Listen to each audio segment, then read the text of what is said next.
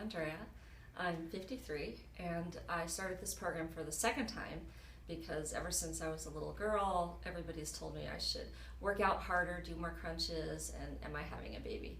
So I found Julie's program online years ago and tried it, and it was a bit difficult. She was far away. I knew it was working, but then as I was a midwife and had 3 kids, I realized what she was talking about was really practical. So I finally got back into it again, especially because she was doing a study, and the study's been fantastic.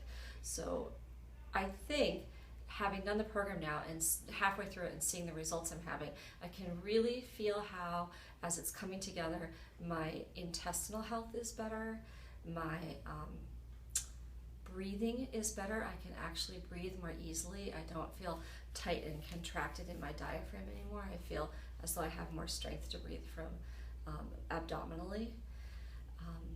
I feel as though my ribs are closing and my pelvis is closing, and when you look on pictures you can actually see that I have a bit of a waistline, and I've always been that kind of skinny but straight person. So it's very interesting. It's had many challenges and it definitely has not been easy, but